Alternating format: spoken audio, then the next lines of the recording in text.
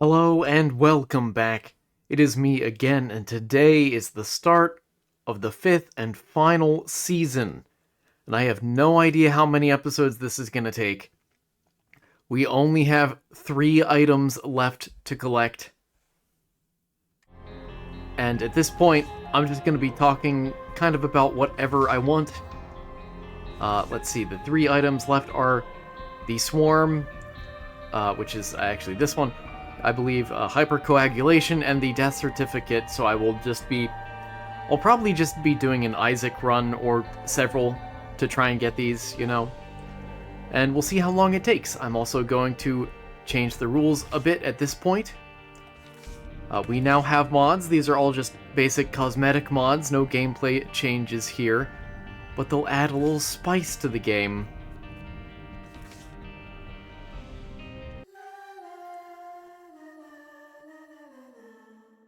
And let's get into it.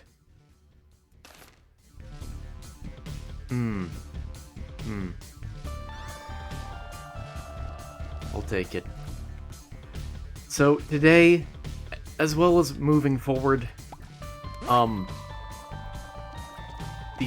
topics that I'm going to do for each episode aren't necessarily going to be as educational as they were before. Not that I was that great at that to begin with. Not that I was bad at it, but that this was an unusual choice of content style, wasn't it? So, today and moving forward, assuming this takes more than one episode, it might not, expect things to be even more loose, even more sort of just whatever I want to talk about, however I want to talk about it, sort of thing. And also, because we have no more completion marks to get, all characters are done, it's going to be very casual, and we're going to focus on shorter episodes as well. Rather than the previous rule that I had of going to, or continuing to do reruns up to 1 hour into starting the episode, instead, I will now make that 30 minutes at most, and I may even tighten that to 20 minutes. I don't know yet. It depends how long this takes. Again, only 3 items left to get, and 2 of them are basic item room items. And also, if I get death certificate, then I get one of the items for free. So hopefully I get at least one of the Swarm or hypercoagulation soon. And again, those are item room items, so it's just a matter of luck and rerolls, really. Which means I should have perhaps saved my charge here, but anyway, for today, more than most episodes, my plan for today, in terms of what we're talking about, I mean, you may already be aware from the title. Oh, thank you. Ooh. Yes. But today is going to be a bit different. Today, I'm not going to talk at all directly myself here now. That's a strange way to put it, I know. Instead, I will be doing a voiceover for this episode in particular because I feel that the topic is that important. I hope that you will stay for the entirety of what I have to say this episode, and I thank you for watching. And now, without any further ado, I will beat this boss first and then hand it off to myself.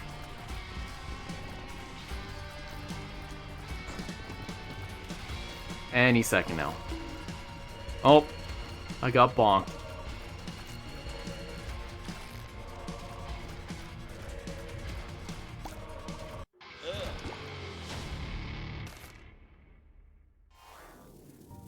Alright. See you on the other side.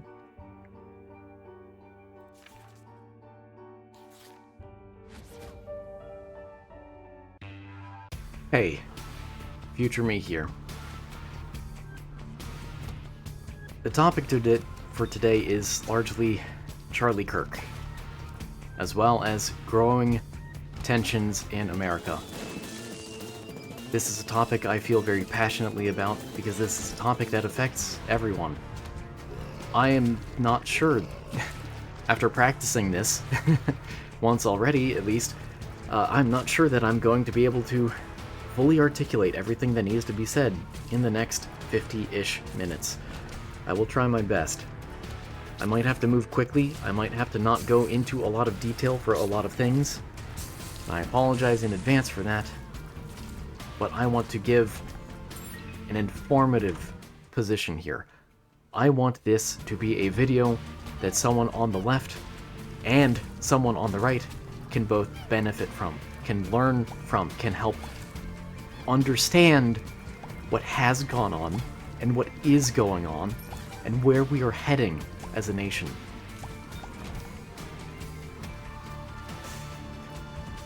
Because we live in some scary times right now. And it is because I am a moderate, and it is because I'm a Christian, that I in particular feel the need to investigate a lot of what has happened, to understand it, to relay it in an as unbiased of a perspective as possible, and to strongly judge and criticize the words and actions of people who are themselves Christian. Without further ado, let's talk about Charlie Kirk.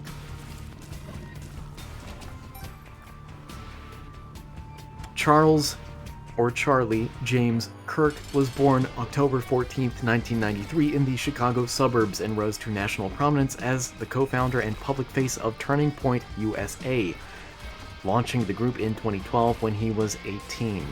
Under Kirk's leadership, TPUSA became a major youth-focused conservative organization and media operation with hundreds of campus chapters and a large digital audience. He also hosted the Charlie Kirk Show and was a close ally of the MAGA movement. On September 10, 2025, Kirk was fatally shot while speaking at a Turning Point event at a Utah university. His death produced intense national reaction, investigations, and a wave of public debate and disciplinary actions over social media posts about the killing. Charlie Kirk is a man who has met many people and has said many things. And because of that, I feel it is appropriate to understand all of the good of Charlie Kirk and all of the bad. What are his most popular takes?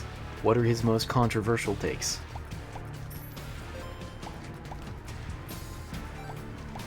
Let's start with the good, with the positives of Charlie Kirk. No one can deny how effective he was. No one can deny how effective he was. Arguably, that is the entire reason he was killed in the first place. Because if he had a small following, then would it have been motivating at all to kill him? It is not that someone with radical views exists. It's that those views are effective that scares people to the point of wishing political violence.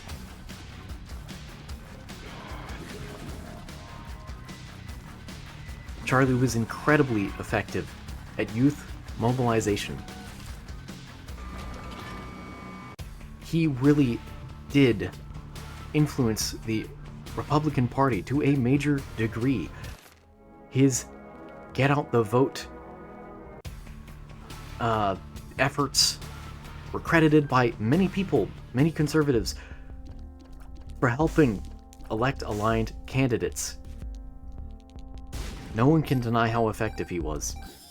Say what you will about his specific beliefs, but the man knew how to connect, especially with young male voters. He also was able to attract a large donor network and was able to turn Turning Point USA into a well-funded machine for events, advertising, and candidate support. How many other people have the qualities to be able to do that? And investigating this myself, investigating all the people who personally knew and worked with Charlie Kirk in the past, everyone that I could find had only positive things to say about him. I have not found a person who worked with Charlie who has ever described him as anything but a compassionate and passionate man who genuinely believed in a lot of the things he said he believed in, and lived it too. That takes integrity. I have my criticisms of Charlie Kirk, as you will come to see. It is so ironic to me that integrity is something I so desperately wish of modern politicians. And Charlie Kirk had that integrity. I still personally, and we'll get into this, think that he had a lot of dangerous views that I absolutely do not support. But he had integrity. He did have integrity. It is so deeply ironic to me. His messages were clear and uncompromising, which was seen as a point of strength, because he was able to help boil down complex topics and situations into simple slogans. Now, I'm not saying that I agree with some of those slogans, just that I do think he was skilled at it.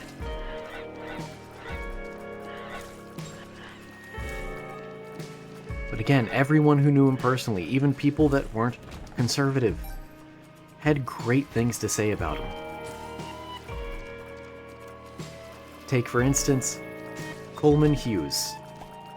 I introduced that as though I was going to go on this big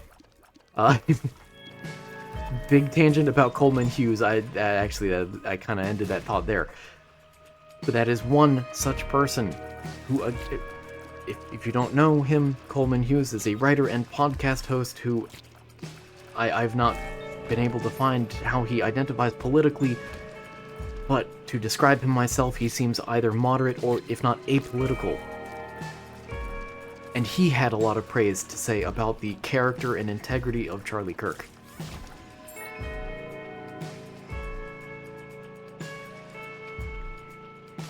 And lastly, Charlie Kirk's whole mission was pretty noble. This man was not a fascist. I can pretty definitively say that. Because how many people, how many fascists are willing to sit down with people that you vehemently disagree with for hours and debate them as a career? Say what you will, and some will be said about his debates and about his opponents in debates as well. Personally, I don't believe he was ever truly open to changing his mind, like he says a lot of the time. That's sort of one of his, I'm not sure if the word is catchphrase necessarily, but that it's something he advertises a lot, is try to change my mind. I don't think he was ever truly open to that, but setting that aside, he was open to dialogue. Even if he, in my opinion at least, was never open to changing his mind, he was open to discourse and dialogue. He was open to conversation with people who strongly disagreed with him, with people he strongly disagreed with. And those are virtues. Those are qualities we need more of. in everyone.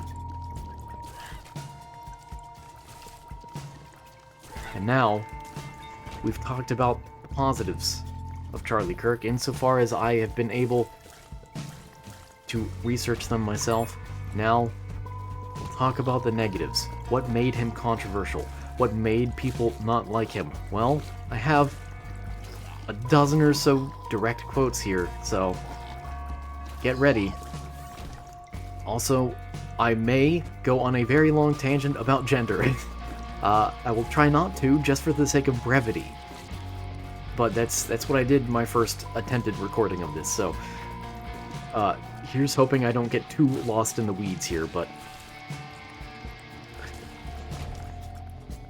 let's start with gender, because I've already mentioned it. Charlie called for some pretty extreme measures against gender-affirming care, and made a lot of dismissive public comments about feminism and women's roles as well.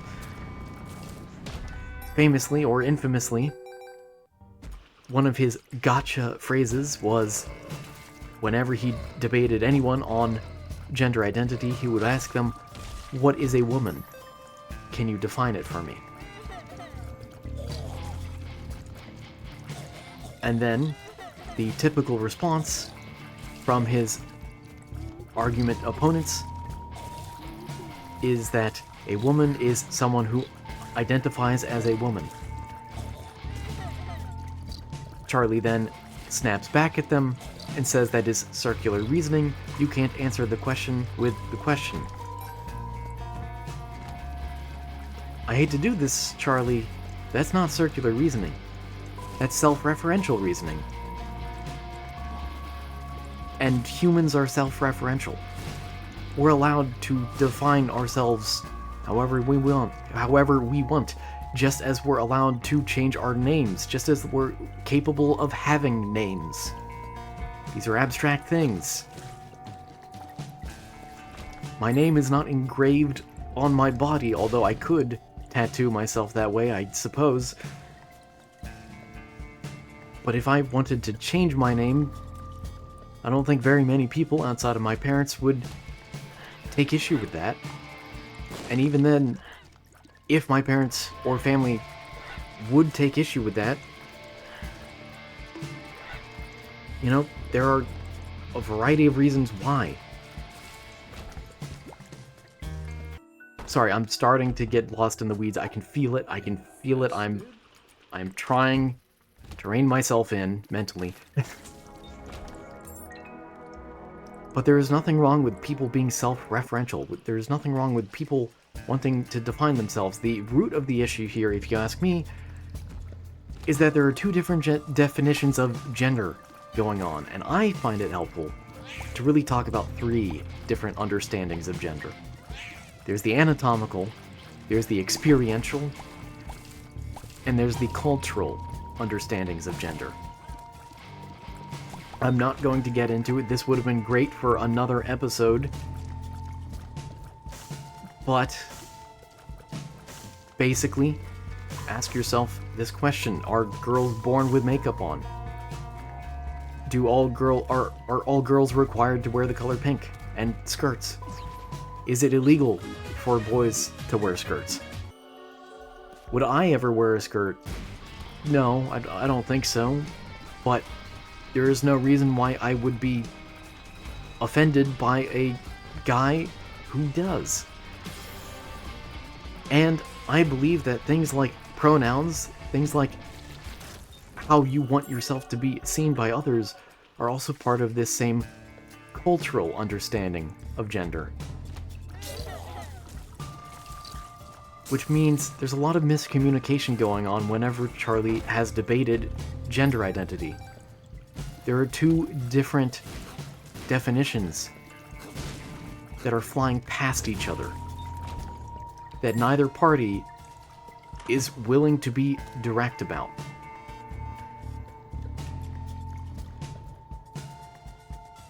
I don't know whether Charlie intentionally profits from that sort of misunderstanding, but it certainly makes him popular.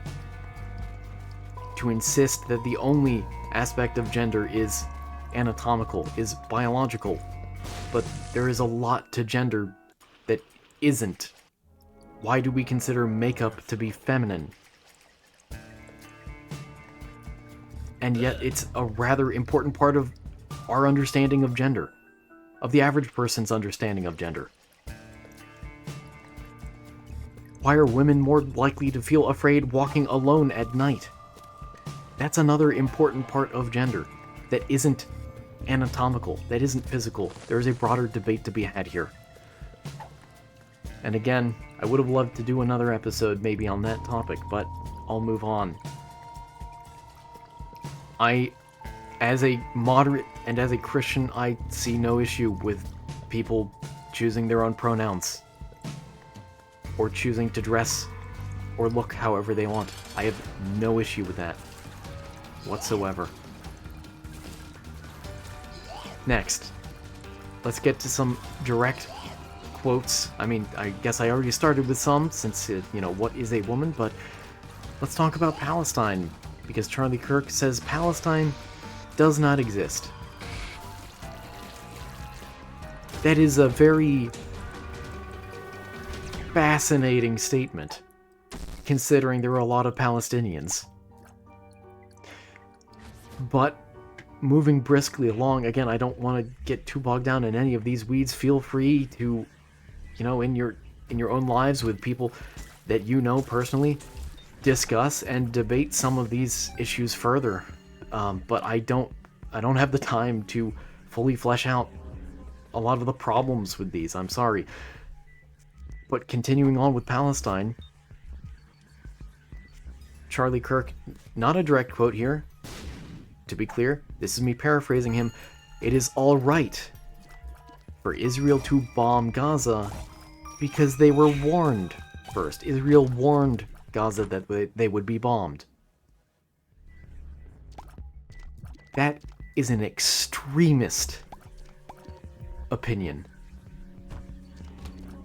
When is it ever all right to bomb or commit any violent act against anyone or anything and then say, no, it's fine, because I warned them first?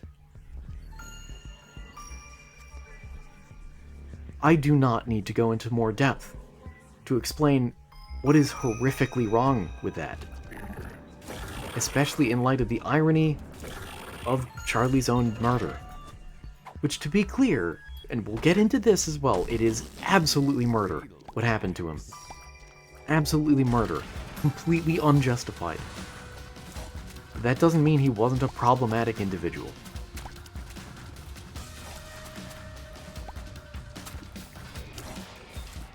Next, another paraphrase here, but Charlie believed that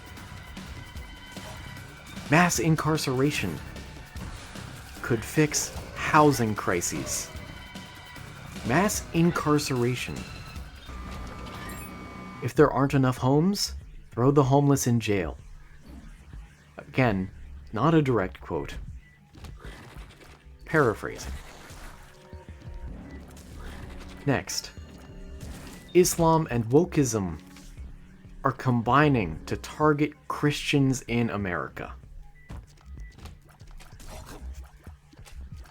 If there are already Christians in America, such as myself, that have such deep problems with the messages of people like Charlie Kirk, and I'm not Islamic, and I'm not particularly woke either, then maybe there's something else wrong here, rather than this being an intentional persecution of Christianity. Maybe people are taking offense at your beliefs because your beliefs are offensive. Next. Paraphrase here again. This one, at least. Charlie advocated for public televised executions. He even said that children should be allowed to watch them. Now that is a little more complex of a topic, but it is still alarming. Still an incredibly alarming position to take. You would want children to watch executions? Moving on. And by the way, we're moving to more and more egregious things as we go on here.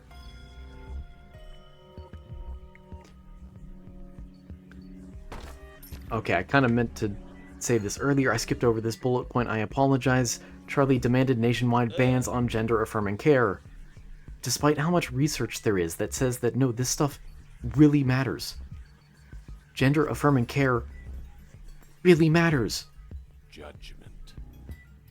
Look, feel free to debate all day where transgenderism comes from, what causes something like body or gender dysphoria, you know? But we have a treatment that addresses mental health concerns very effectively, incredibly effectively. And Charlie says, no, that should be illegal because I don't like what it says about gender itself, the abstract concept. Seemingly, he would rather have people be depressed and suicidal rather than besmirch the concept of gender. Next.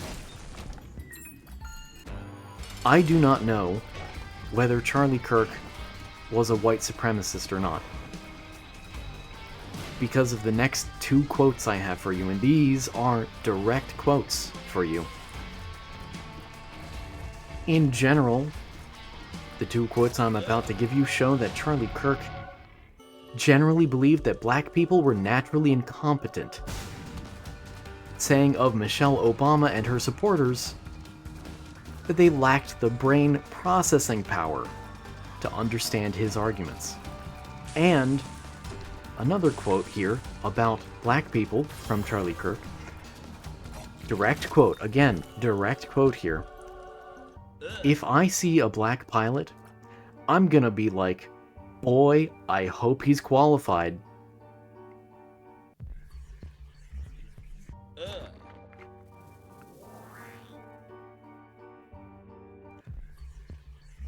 I want to give that a moment of silence because I want that to speak for itself. There are a lot of times where words like racism or racist are thrown around, somewhat flippantly. But here, it seems justified. It seems very, very justified. There's actually a third quote in this set on race. And a fourth, technically, but I'm going to lump these two together here. Passing the Civil Rights Act was a mistake, and Martin Luther King Jr. was a bad person. Again, direct quotes from Charlie Kirk here.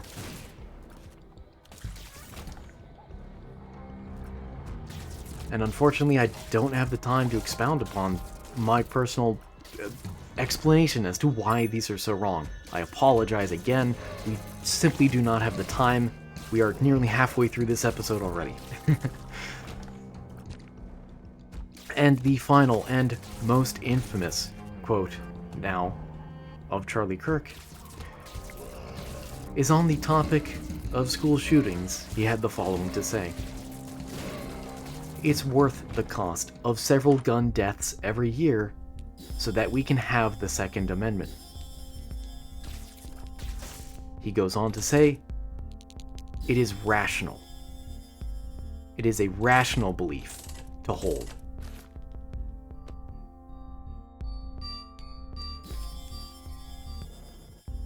Which is so incredibly ironic. Not just that he was killed at a school, which technically qualifies it as a school shooting of sorts, but just that even the moment he died, he was talking about gun violence.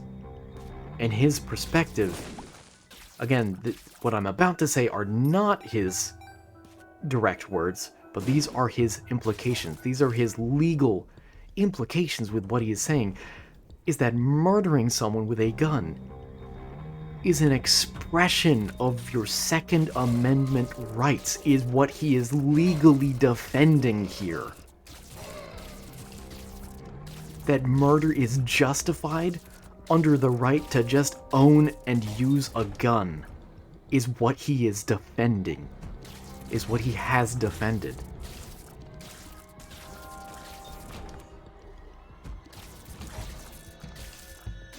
I'm not going to get into my own personal beliefs regarding the Second Amendment.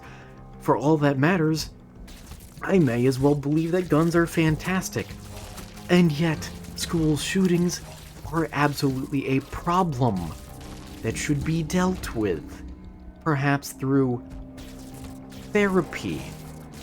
Identify students that are mentally unwell and provide them with therapy and mental health counseling.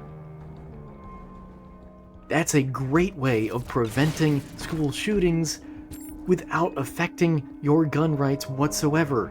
And yet Charlie Kirk has effectively said he is uninterested in fixing school shootings. It's just a symptom of this great nation we live in.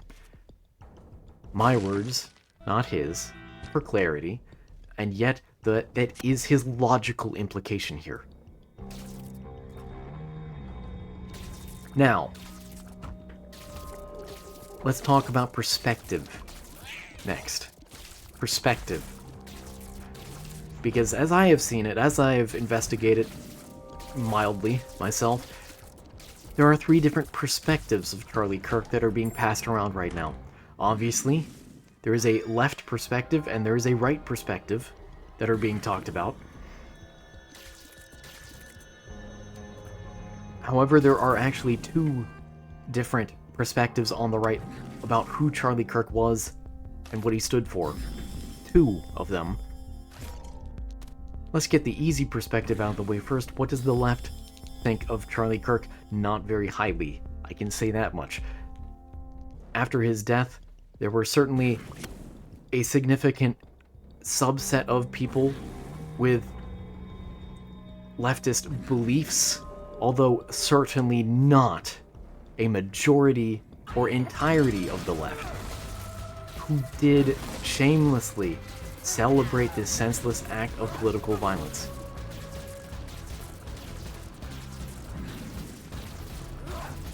They continue to share the most controversial and most embarrassing moments of Charlie's life and mission. That is one perspective being passed around. Now let's talk about the perspective in right-wing media specifically.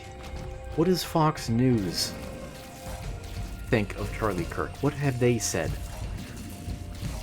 They have only characterized him as innocent and kind. And although he was those things in some situations, he was not always that virtuous when debating. At least, according to my own observations from looking through dozens of videos for today's episode myself. Lots and lots of different debates that he's had over the years. Although generally, I find that he is right, not because his political beliefs are correct, but because his opponents often have flaws in their arguments that he correctly points out. That doesn't mean he's that kind or patient at all. And in fact, the whole reason I'm talking about perspective in the first place is to demonstrate this. Because Fox News and other right-wing media outlets only share clips of him being gentle, being friendly, joking around. That's it. They never actually show any of his debates.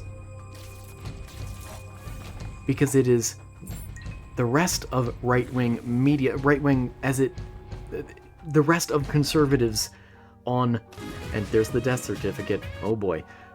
It is the rest of conservatives on various social media platforms. What are they saying about Charlie Kirk? What have they said about him? By the way, I apologize for how much you're going to hear this song. I'm so sorry. It's going to continue for the next few minutes and it's going to keep restarting. What have conservatives said about Charlie Kirk, who aren't influencers? What moments of Charlie Kirk's life do they share? They share the moments where Charlie Kirk seems to own the left. But when you really watch those videos, what I see, more often than not, is a man who kind of intimidates and bullies a bit his way into being applauded, but is seemingly unconcerned with actually being right. Now, that is not all the time. In fact, I might even say, I might walk myself back a little bit here and say that is only some of the time. Again, a lot of his debates are with people that he is more educated than on these particular topics. And he's able to walk circles around them at times, but that doesn't mean that you should be walking circles around your debate opponent just to make them feel like an idiot, just to make them feel like they're uneducated. They can still have good points, and Charlie is unconcerned with their good points. The times where he has been confronted with good points, he distracts. He attacks a person's credibility rather than their ideas.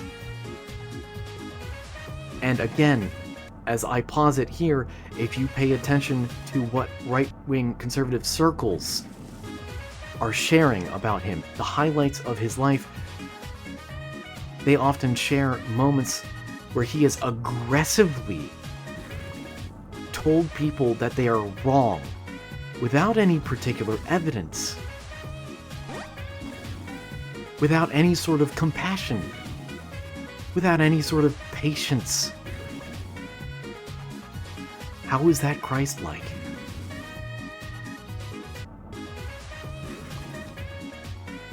Perspective matters a lot. Perspective matters because there are people that are different from us who are profiting off of our distrust of each other. I'm not talking about a vertical line that separates the left from the right. I'm talking about a horizontal line that many elites have crossed. Not all of them. Not all of the rich, but many of them have crossed.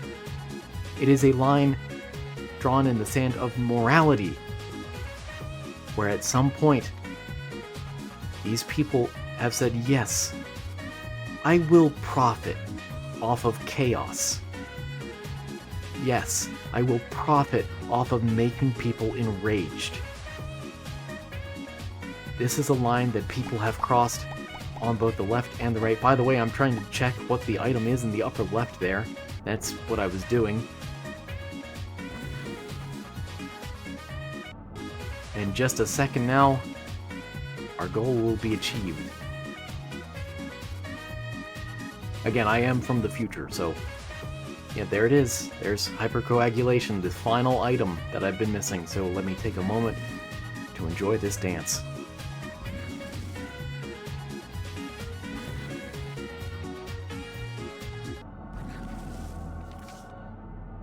And there we have it. But the episode is not over, as you can tell. I will continue and finish this run. This is the final episode of this series. I was seriously not expecting Season 5 to literally just be one episode long. There are several fun and interesting topics I wanted to talk through as well, and now, quite frankly, I'm not sure that I will. But I don't have time to feel too nostalgic. I have to get through the rest of today, the rest of this topic. There are people who have crossed that moral line, who have said, yes, I want people to go at the throats of their friends and family so that I get more clicks, so that I get more likes, so that I get more engagement. I want to tear families apart because it makes me money. This is a decision that many elites in America have made at some point.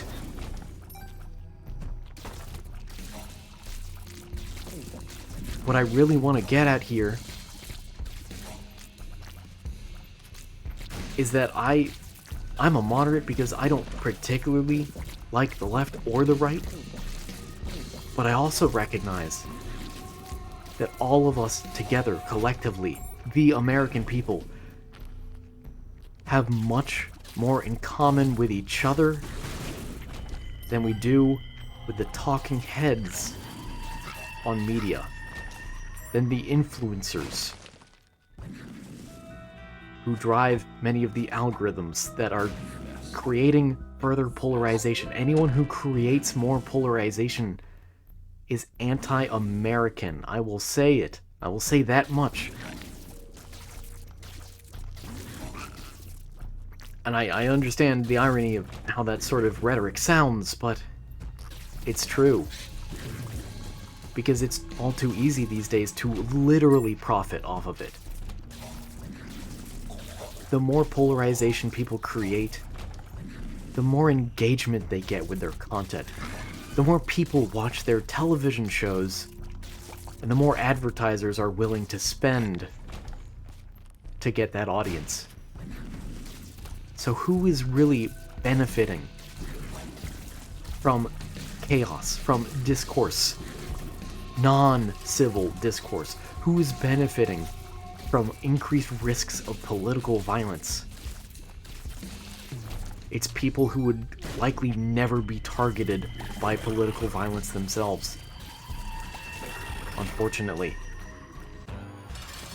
It is people such as talking heads on news programs who live lavish lives as multimillionaires and who claim to represent the average American. But objectively, they can't. They haven't known what the average American has struggled with in years. They haven't known the problems that we're facing right now in society. They don't truly understand what it feels like to live in a political system that feels like it's failing you. That feels like it's failing everyone. These are the things that all of us are struggling with right now. These are the things that should unite us. And yet these are becoming the things that are helping to divide us. All of us want safe communities. All of us want financial security. All of us want respect and dignity. Affordable health care. Trustworthy institutions. All of us want these things. But we're told that because we have slightly different solutions to these problems, that we must be enemies. But ironically, it's the people who don't struggle with any of these problems who are the ones instructing us, the ones convincing us to go for each other's throats. We all have these same problems, we just have different solutions to them. But the people who have never had these problems are the ones, right now, successfully convincing people that the solution is violence.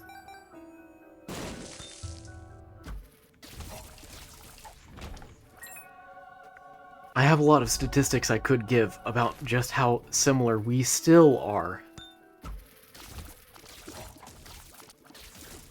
But honestly, I still have way too much to talk about. I'm so sorry. You cannot give in to political violence. You cannot give in to political violence. It is a temptation that will destroy you, that will destroy everything you stand for. It is a temptation that undermines every point you have ever made.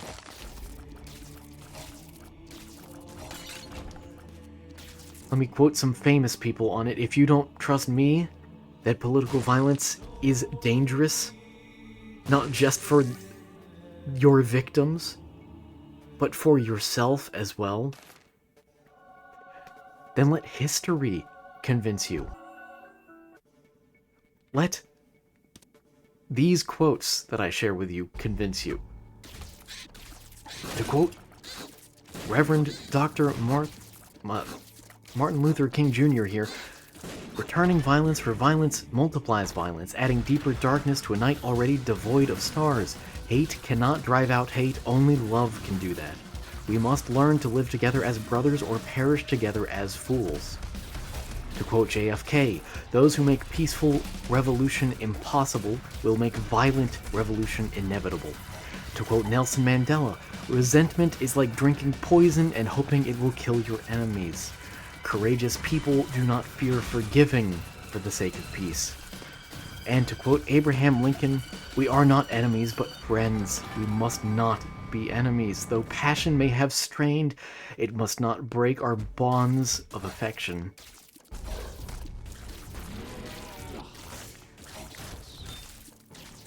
And when I said history should speak to you as well on the dangers of political violence, I do have an example for you. The biggest example here is the Nazi Party in Germany. Ultimately, the Nazis were able to turn kind-hearted, everyday people into people that were willing to commit a Holocaust, not by appealing to their hatred. No, the Nazis didn't appeal to people's hatred. They appealed to their love and took advantage of it.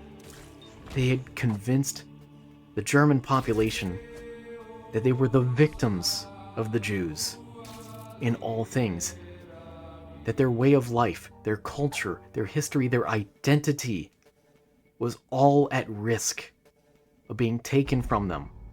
It was their love, their compassion for those things that drove them to commit the Holocaust.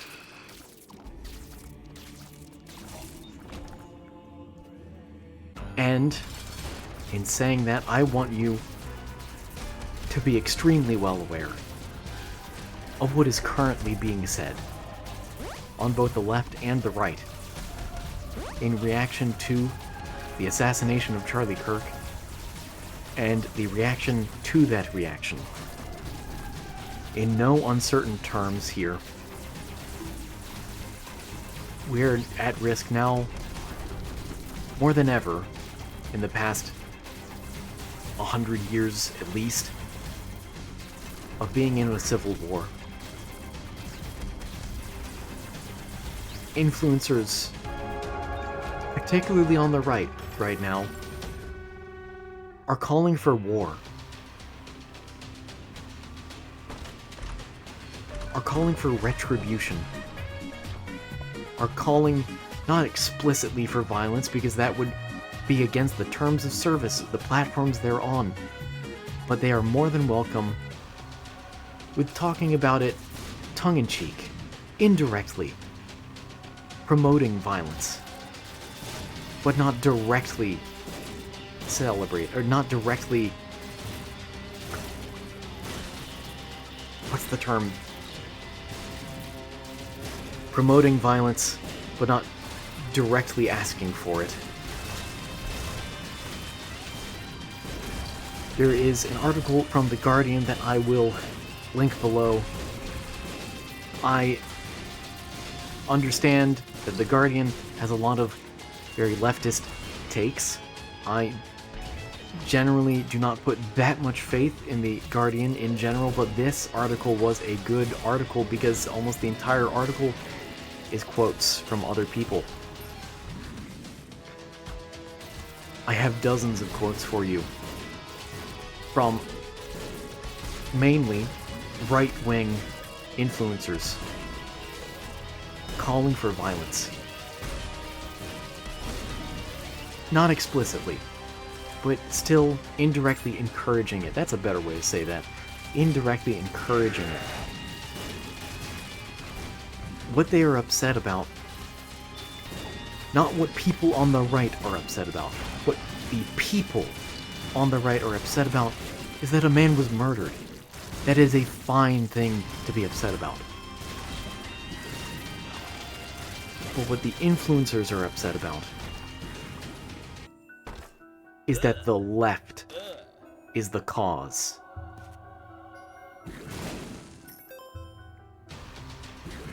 Again, there is likely a very strong correlation between people that have celebrated the death of Charlie Kirk, the murder of Charlie Kirk. There is a strong correlation with those people and liberal ideologies, but they are a subset, a small subset of what is the left. There are plenty of people, plenty of left-wing influencers who recognize a murder when they see one, and they mourn along with the family, the widow and children of Charlie Kirk, who witnessed his death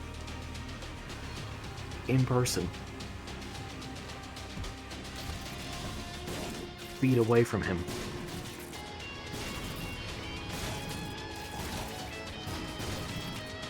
But that is not any kind of justification. The fact that some people have so wrongfully celebrated violence is not justification to go to war against the left.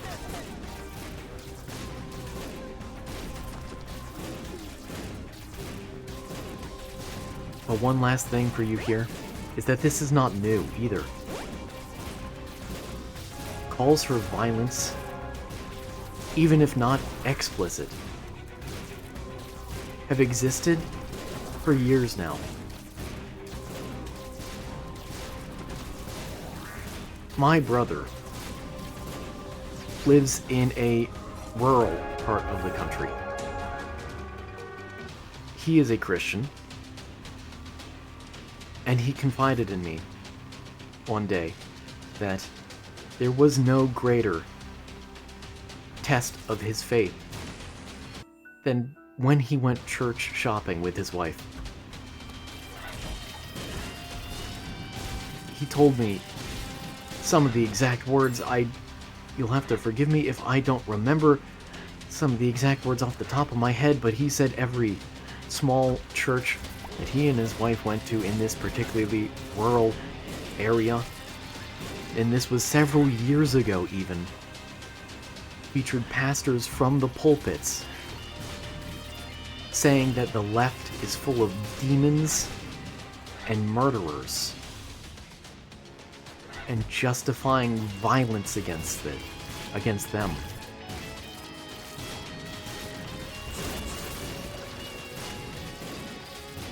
This is not new, but now it is becoming mainstream.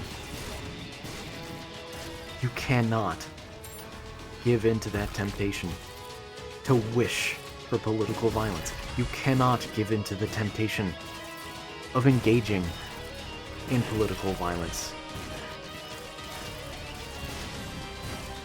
For the sake of everyone, including yourself, you cannot. And as a Christian myself, I am incredibly disturbed by some of the things that a few people have said, and yet these are people with millions of followers and tens of millions of eyes on them right now because of this current news cycle. I have generally found that conservative influencers especially, maybe about half of them, use faith just to virtue signal. From what I can tell, there are some that are wonderfully serious about their faith in Jesus. But from what I estimate, about half of them will just throw around the word faith as a way to say, I'm a good person. Trust me on that. And then never talk about it again. If you replace the word faith with I'm a good person, trust me, and the rest of their argument isn't affected, then it is virtue signaling. Because it never meant anything more than to say, I'm a good person, trust me. That is never how Christianity was meant to be used.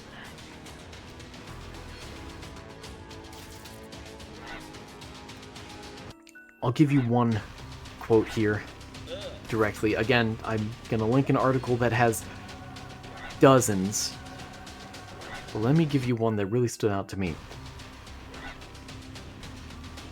Nick Freitas, the Republican Virginia state delegate and commentator, suggested that Kirk's death marked a major turning point for the future of the US.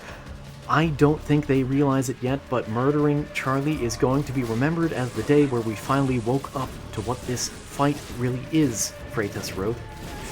It is not a civil dispute among fellow countrymen. It's a war between diametrically opposed worldviews which cannot peacefully coexist with one another. One side will win and one side will lose.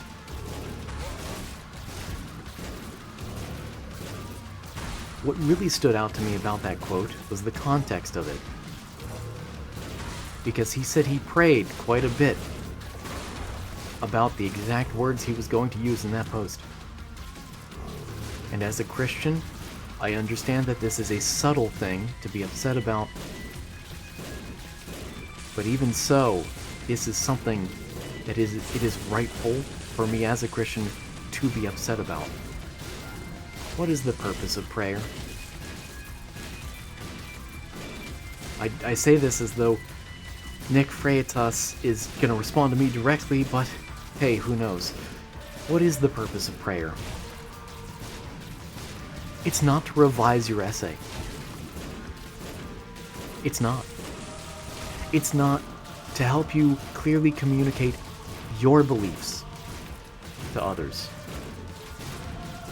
The purpose of prayer is to talk to God. And if you are someone who has a platform and is in any kind of position to send a message to other people, you shouldn't use prayer as a tool to say, how can I better explain what I want other people to hear? If you are a Christian, what you should be concerned with is, what does God want other people to hear? What is the message that God wants people to know right now? And if you ask me, it's that we need love and unity now more than ever. I'll end with this. There's been a growing movement in the right wing that says empathy is evil. It is extremely disturbing to me. Of course, Jesus said, love your neighbor, but no, it goes beyond that because Jesus gave a particular parable about a good Samaritan. That parable was meant to be uncomfortable to his audience because the Jews hated the Samaritans. Jesus did not say, there might be a few good Samaritans, maybe they should be your role model. He said, be like the good Samaritan. And to put this in modern terms, I'm sorry if this is blunt, I'm sorry if this is crude, but conservatives, be like the good Democrat. Be like the good leftist. Be like the good liberal. That is what Jesus is asking of you. So the question is, how will you respond? How will you respond to the words of Christ? If you claim to be a Christian, how will you respond to the words of Christ?